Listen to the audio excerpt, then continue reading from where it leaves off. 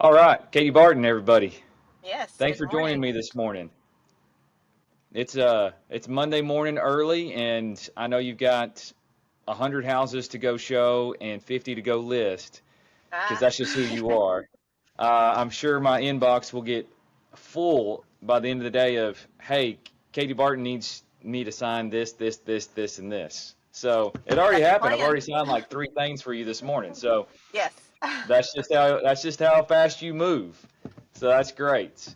All right, Katie, how long have you been in the business right now? I have been a real estate agent for 6 years, but with Moore Company, I've been with y'all 8, going on 9. I started out in property management, so That's right. You did start out in property management, which bless you, right? That's hey, I just loved people it. don't lie to me. No, nobody can say that they absolutely love property management. Come on now. I don't No, know. It was fun. It was always something new. hey, there's that's truth. It's always something new every day, a Yeah. 100%. But so you got into property management and then you transitioned over to real estate. What made you want to make that move from one place to the next? Well, property management and real estate kind of have some, a little bit of the same. You're answering calls, you're doing paperwork, leasing agent, inspections. Just kind of was like, well, this is it's pretty easy here. I bet I could do it in real estate, and so I just decided to try it out, and Yeah. well, I'm successful. So Yeah, yeah, absolutely. Um, so you got 2 years in property management, then you get into real estate. Was it a tough first year, 2 years as you're starting to figure out what this real estate career was going to be like? in the beginning, it was a little challenging. Luckily, I had Tony Moore in the beginning to help me Mm-hmm. out. I went with him on listings, showings, and had to learn quick because of COVID. Because it popped off when I joined, so I Mm-hmm. had to learn quick, and I did. Yeah. So what was the stuff? What was like the hardest thing for you to learn, as you get Um, into real estate? What was like, man, this is just tough. What was that? Probably making sure you don't overspeak, and to learn what to say all the time. You don't want to say too much, but you don't want to say too little. I think that was the most challenging for me. Just kind of sit back, listen to your client the most, and learn them, and then just go move forward from there. It's funny you said that. One of my principle of the week for this week is uh, listen more, win more. And So I absolutely agree with it. okay, so tell me, do you think that most agents miss that in this industry now? I think so. I think that a lot of them are just here for just maybe a quick transaction instead of getting to know the people. Like you're here to, like,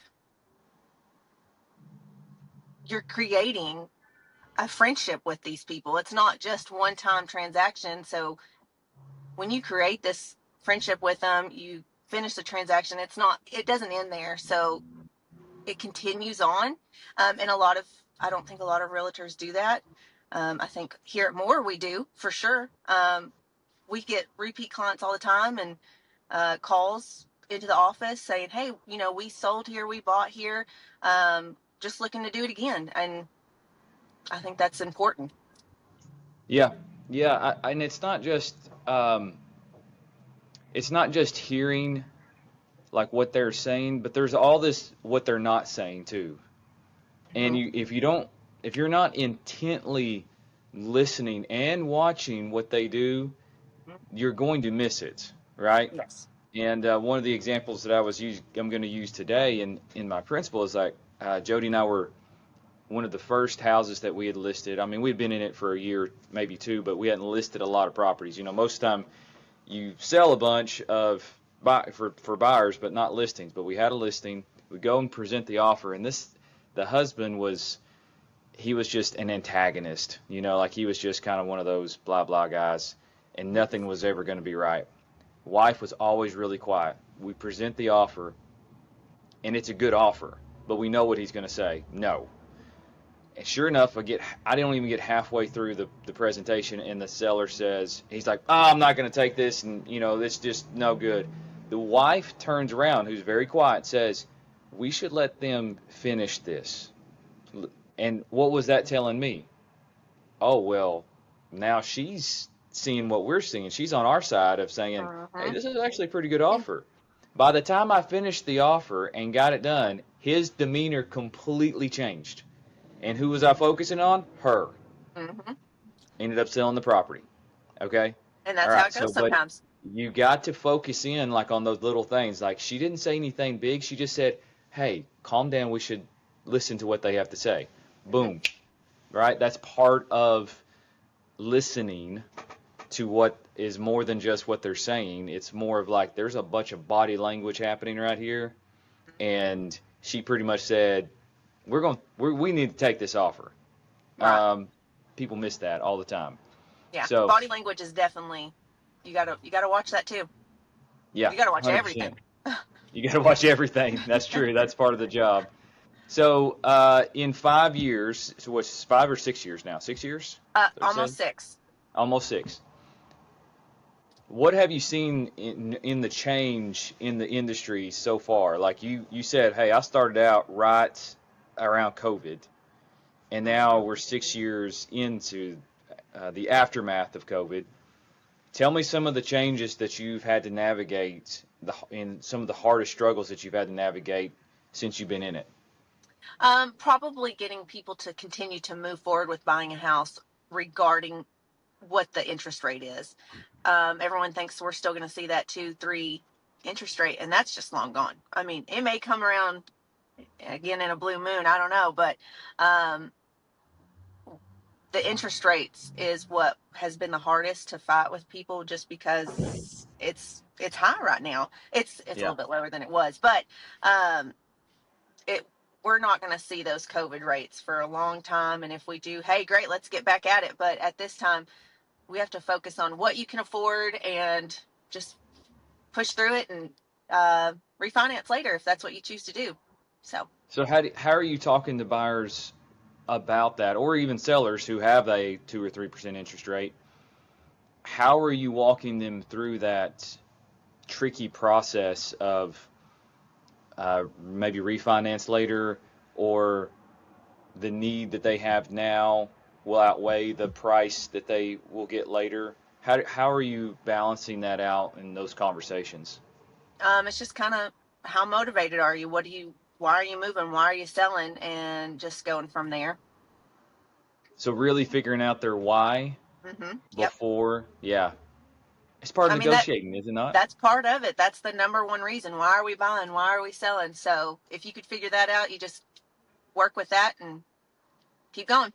Yeah, yeah. I think again, people miss that. If you don't know the why, it's like, hey, they're moving. Well, okay, why are they moving? Mm-hmm. What's the motivation there? And I will ask them the question, hey, on a scale of 1 to 10, how bad are you wanting to sell right now? Yeah. Because some sellers, and you know this, Katie, some sellers be like, I'm a 5. They'll just tell you, like, I'm a 5. Okay, now I know what I'm dealing with. Or it's a 10. I've got to move because of A, B, or C. Okay, Mm-hmm. well then we can price this a little differently. We can be more aggressive here or there. But if you don't ask that question, then you're not going to know the answer. And if That's you don't right. know that answer, then how are you going to be able to get them to from point A to point B, both That's on a right. mental and emotional level, right? And it does matter when you're working with another agent or with an agent within the office. I mean, it all matters what you know, how motivated, and just moving forward with the buyers and sellers on a contract. Yeah. Is there a transaction that stands out to you that was like, man, this one transaction was really difficult, and why? Honestly, it was my probably one of my first transactions, and it was Tony's listing, and it was hard. The land was split, but it was all together, and trying to get a California client in Arkansas with cash under their bed instead of in the bank. It was a Mm. long process. Um, it was So yep. they had the money, but they had it like in a bag, and they didn't want to put it in the bank, but they wanted to No, buy the house or that's the right. property. Yeah, and Wow. they had to slowly put the cash into their bank account, and it took a while for us to close on it, but we did. There was a lot of obstacles with the land and restrictions. It was fun. Well, luckily you had that on the other end, huh? So I did. he could help you out, I'm sure. Yeah, with it being I my had first that. transaction, I was praise Jesus. Tony was on the other side. I had that same scenario happen to me, and it was an elderly lady. She got a settlement because her husband had passed away. She got a settlement, and I remember the price. It was 112,500, and she was buying this house, and we were getting to closing, and she says, "Well, I'm just going to bring the bag to closing." And I said, "What are you talking about?" She goes, "I'm going to bring the $112,500 to closing." I said, "You can't bring a bag of money at closing. That's not how this works." "Well, I'm not going to take it to the bank. They're going to tax me, or I could lose it, or whatever else." And in my mind, I'm thinking, like, what does a bag of $112,000 look like? And what the hell is it doing in your house? Like, what are we doing here? And I had to walk her through the whole thing. Of course, this is, after 9/11 and the whole money laundering thing. And I'm like, holy smokes. So I finally convinced her, like, you have to bring a cashier's check. Take it to the bank, they'll get you a cashier's check. But that was kind of a freaky thing to think about. Like, You don't what am I forget doing? that Am I one. laundering money somehow? Or who is this old lady, You But see her carrying those big old bags of money. yeah, I'm just imagining a duffel bag full of cash being dumped on the closing table, and I'm like, I'm having to sift through all this money, like you see in the movies. I'm like, Yep. this is crazy. Um, so yeah, those are crazy stories that we can always look back on and say, this Yep. is why we're in real estate, right? It's never dull. It's never It's dull. always something new. It's always something new. So you are a mother of three, right? So you have I am. your oldest is how old? 16. 16. Mm-hmm. 16. Second is how old? 10. 10. And then you have a 1 year old? A 1 year old. A one They're year old. spread out. Wow. Okay, so Jody and I, obviously, we have 7, 4, and 1, so we've got young ones too. How do you balance out work life and home life with kiddos, and especially with a 1 year old? I don't. I don't. I'm going to be honest. It is a day by day scheduling. I mean, it's just we work on other people's schedule and we have to work around our schedule. I know there's times where I'm like, hey, I can't show right now. I got to do this. But most of the time I'm like, come on, kids, let's go show, you know? Yeah, So, I mean, I don't. It's a day by day and I work around their schedule because that's our job. I mean, if we want to sell something, we have to work with them and show them that we are there for them and can be there when they can be there. So, yeah.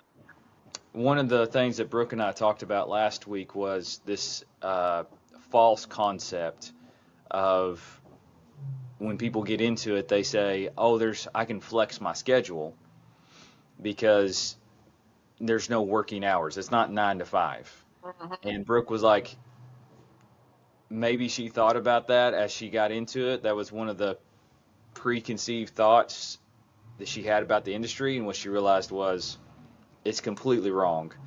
As Mm-mm. long as you have this hooked up to you or on you, you're on the clock. You And are. most people don't get off till 4 or 5 or 6 o'clock, so that means you're out till 4 or 5 or 6 o'clock showing. So it's difficult. Do you ever just get to the point where you just shut the phone off or put it on airplane mode? There's points, but sometimes I'm so busy that I can't. Um, every now and then, my birthday, I will try to shut it off. Even then, I was still on the river on the phone call. But Yeah. um, when you're in a busy season or when it's starting to pick up, it's really hard to just shut your phone off. But there are times where I wish I could Yeah. and just take a break. But No, not really. Yeah, it's hard. It's difficult. But it's important, I think, and I know we try, and Hmm. probably we don't do a great job at it at times, but it's good just to say, enough's enough. Airplane mode, phone's off. I did it yesterday. I left my phone inside intentionally, and I went outside and helped Jody get some mulch out and some compost and some other stuff. Now I'm not going to be in the garden, so that's as far as I get, as my job is to get the big bags to where they go and lay them out. Yep. So that's just it. But I wanted to make sure I was being intentional with the boys and her, and so I left my phone inside because guess what? This thing is addicting. It Yes, it is. really is. Hmm. Uh, I know that the text message from Katie Barton is coming, that I've got emails. So I am Yeah. constantly checking my email. Like it's addicting. Like I check it. I guarantee you I check that sucker 50 times a day. Well, I send Um, you a bunch, so and that's okay. That's your job to send the text. I'm not bad. I'm not saying anything bad about anybody, but I say, hey, at some point, it's you good got to just to take a break. say, you know what? It can wait. Yeah, And I'm going to go be intentional with my family and do the things that I need to do for them, just like I would for my clients. that's right. I gotta block this time off for them. And I try to do that. I need to do it more, but I try to do it, especially like spring break. You want to try to do Yeah, that. I need to do it. I need to do it more too. I agree. So tell me, moving forward here, this year has been kind of different when it comes to projections of what's coming this year, and we're basically in April, right? So April Mhm. 1st is Wednesday. Um, Spring is upon us.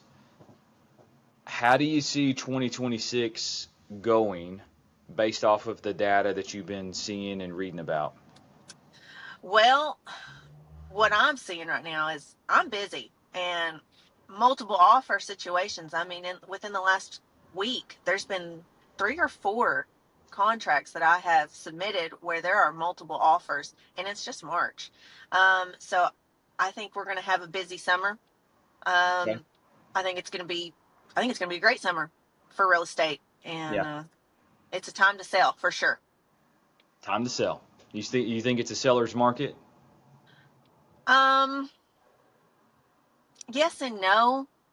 I think depending on the location, of course, it's always location and price point.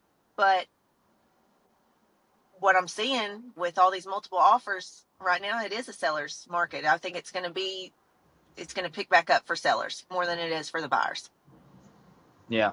You know, I agree with you that yes and no. It's like it makes sense. So I have a house right now listed over in town in Russellville. You know how I've had 45 roughly showings on that house? You know how many offers I've gotten on it? How many? Zero. So Location? no, I think the location's okay, but the house, number one, I started out too high, which I Mm-hmm. told the sellers, and I think the condition of it is not where it needs to be in order to get that price. But think about it, Katie. I've had 45 potential buyers to walk through that property. That is a ton of buyers in the market. I mean, and the house is, between 150 and 160. So you're thinking first time home buyers, that kind of Mm-hmm. deal. Yep. But I'm just looking at that in an amazement that there is that many potential buyers that are in the market. So here's what I'm seeing. Buyers are in the market, but they're like 1 foot in, 1 foot out. And the sellers are still thinking it's 2021. So good houses priced right get multiple offers. Would you agree with Correct. that? Absolutely. Okay, so if you're overpriced and you're not in good condition, you're going to sit on the market for a long time because the buyers are not going to beg to get your Mm-hmm. house. They're not beggars. In 2021, what were they? They were beggars. Please, please, please take my offer. Mm-hmm. Well, and the seller was like, well, I've got 10 different options here. Why would I choose yours? Right? So now the sellers don't have that as many options because they're not begging for the house. It's got to be priced right, in the right condition, in the right location, and there are a ton of buyers in that for if it's those three things. Yeah, I You're gonna absolutely agree. you're going to have to make it right, you Yeah. know? So what do we do as agents to better prepare our buyers and our sellers if we know that the market's like that? Well, when it comes to sellers, you're just going to have to be honest with them. I mean, sometimes they don't like the full honesty, but we have to be honest with them and tell them, hey, this is where the price point is. This is what needs done to the house, work, and your location. I mean, it all matters, and all matters when it goes into the price point. Um, and we just have to be honest with them. And like, if you want it sold, this is what we're going to have to do. Yeah. Yeah. And do you feel like the more honest that you are with them, even though that it may be a hard conversation, the more they appreciate and will listen to you? I do. I do.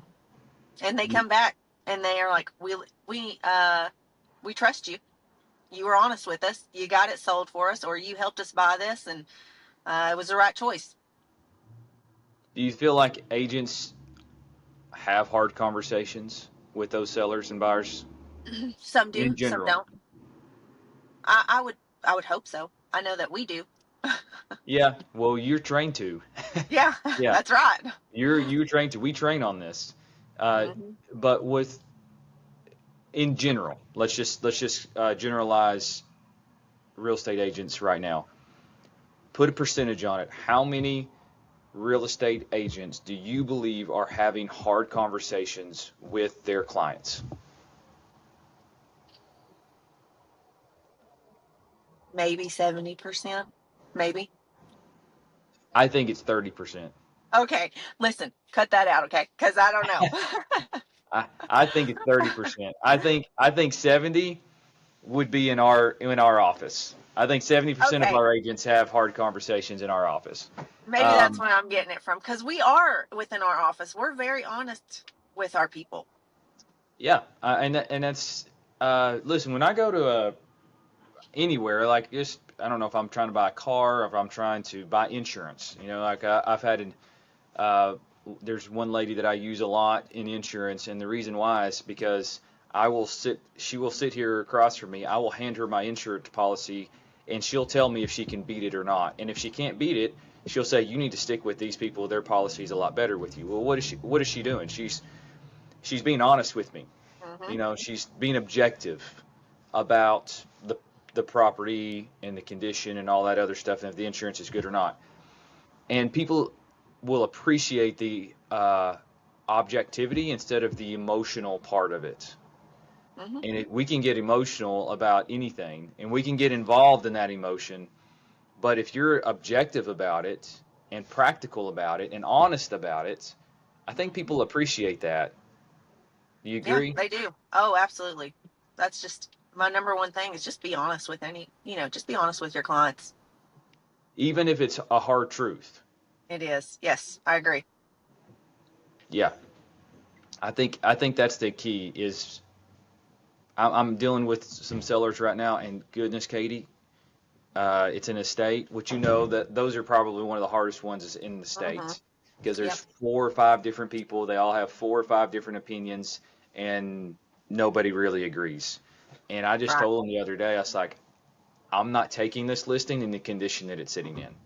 I'm going to let you down, and I'm going to waste my time. I just told Hmm. them that. And so now they just went back and because and I did it in a kind way, but I'm just, it's mom and dad's house. So there's emotions tied to it, and they think that it's worth a fortune, which it's not. And Hmm. I just told them, it's like, listen, this is garbage. Everything in this house is garbage. It's got to go. It's got to go. Get a Right. dumpster, get it out here, get it gone, or else somebody's going to offer you $100,000 for this house. That's all it's worth in the condition it sits in. Hmm. You want more money? Get this thing worth looking in a better shape. You know? So it's a price war and a beauty contest. That's where we're at. Yeah. Price war and a beauty contest. And that's just how you have to be sometimes. Sometimes. And it works. And I got a text message at 9:30 last night from one of the heirs thanking me for talking to his other brother like that because it made his other brother get back into reality. Hmm. So he's like, keep it up. He's encouraging me. He said, keep it up. He's like, my other 2 sisters are in his ear, but he's listening to me more than his sister. So he's like, keep it up. And that's where you got There to you get go. to. You got to get them to reality. Yes, you do. What's reality of the property? When it comes Um, to real estate, you got to be. yeah, it's real estate. Be real about it. You There you know, go. don't be real about it. Um, all right, so uh, Katie, what's been what has been something that maybe an event or a transaction that has really stood out to you, like in this, there are turning points in our career, in our real estate career. Like this happened or that happened, and it either made you think differently or come to a different conclusion on something. Was there something in your career so far that was kind of like this aha moment that when you got to it, it made you a better agent?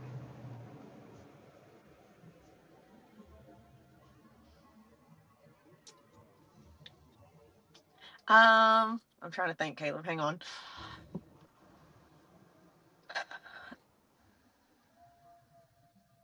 I'm going to use my recent one. Is a single mom, has worked so hard to get her a home for her and her 4 children.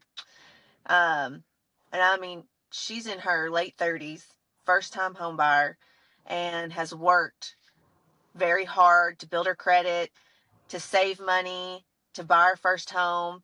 And her 4 children pretty much cried during final walkthrough because it takes 30 to 45 days to close. And every day, are we going to be able to close? Are we going to be able to close? Everything's moving great. And when we get to closing, she's just so happy, so thankful, so excited. Can't wait to move in. Um, those moments make me happy to be a real estate agent, to be able to see that moment and be there to witness her buying her first home. I don't know. First time home buyers are probably hit my heart every time just because they're so excited. And that one definitely did. She's just gone through a lot of challenges through her life, and to be able to finally buy her first home and be there for her kids, just it was emotional and it was very exciting, and glad I got to witness it. So that Awesome. is the reason I'm a real estate agent, and to help them get there. Yeah. Yeah. Owning a home, that's what it is. It's not just a house. It's where Christmas is. It's where birthday Mm-hmm. parties are. It's when you're first married, pick up the wife and pick her up and take her into the house. It's yours. And Yep. there's some ownership in that. And it feels good when you get to make that dream that they've had for maybe years a Mm-hmm. reality and be a part of that journey with them. That's special. There's Uh, just no other feeling like it. yeah, it's just special. It really is. It is. Um, one of the things that I want everybody to know about you, Katie Barton, is that your growth in this business, every year I see it a little bit more, a little bit more, a little bit more in your growth. And coming from property management, it's difficult in a way for most people that I see that start out. It's because it's hourly and it's more transactional. Mm-hmm. Tenants are here, owners are here, sending this out, sending plumbers, sending it's more transactional. Mm-hmm. In real estate, you said it a minute ago, it's more relational. Mm-hmm. You have to build that trust. You have to understand the whys. And the only way that you can do that effectively and efficiently is be willing to understand that you don't understand. And you've been hungry for knowledge. Mm-hmm. You've been hungry to want to understand, to want to know, to want to learn, and then adapt. And I think that's why you've seen you take off the way that you have, is knowing that you don't know. And then listening to Dad, listening to me, listening to Jody, and saying, "Hey, we can do I can do this if I just understand which way to go." Mm-hmm. And you've done that, and I'm very proud of you for that. And because a lot of people, we'll talk to and we'll try to train up, and it's like in one ear and out the other, right? Hmm. And you and Yeah. I know those people. You and I know those Yes. people. Um, and that's frustrating on our end, but it's also uplifting when we see people like you say, I'm going to take this information because these are gold nuggets and I'm going to Hmm. apply it. And then when you apply it, you can see your growth come up out of that. And I just want to brag on you and say, hey, great job. Great job. Thank you. Thank you. I try. So, is there anything else that you want to add on? Maybe something I missed that you want to talk about or say or anything? No, I'm just I'll say that I'm happy to be with Moore and Company. Um I've had a lot of opportunities thrown at me. Um and Moore and Company, I've just been here so long, so happy with. It's like a family. I say this all the time. You say it, and it is. I mean, I can call you anytime. I can call anyone within the office anytime, and it's nice. I don't know if that's everywhere. So if I'm happy and comfortable, I'm gonna stay where I am, and just just More in Company. I don't know. It's just nice to be where you're appreciated too, Yeah. and just thankful to be here. That's Well, all. appreciate you and thank you for the kind words. We want to encourage our agents to grow and take on new challenges. And part of what we do is, yes, we're a family, but what families do sometimes is we push each other, right? Yes, We push each other to be better, to grow. And I'm not content. Caleb's personality is I'm never content with being just average. me too. And me and you are a lot alike. We've talked about that.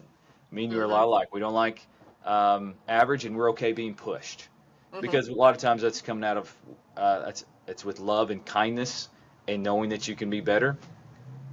But pushing people to do that, sometimes people say, "Yes, I love that," like you, and you see growth, and other people are like, "Don't push me," and then what happens within a year or two, they're out because there's no Yeah. accountability. Hmm. And so we're going to hold people accountable because we love them and care for them, not because we want to beat them up. Yeah. It's because we genuinely want them to be better and to achieve the goals that they have for themselves. Um, And you have definitely pushed me to be better. So thank you. well, you've responded well. So every time I give you something, you take it and you run with it, and it shows.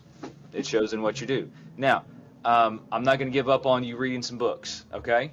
I'm going to get you there to read some books, to listen to some books while you're driving around. I'll get there though, okay? You'll get there. I'm patient. I'm nothing but patient.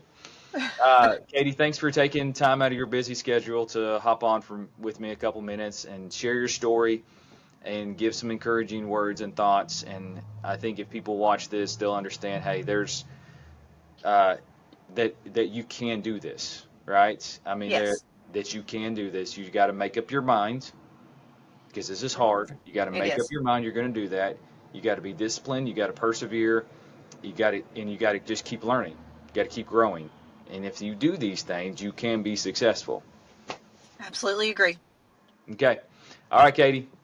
I'll be waiting for the emails. I know they're coming. They're coming. So they're coming. They're already coming. So I'll make sure I sign them as soon as I get them. Okay. All right. Thank All you, right, Caleb. Katie. Thanks to you. See ya. All right. Bye bye.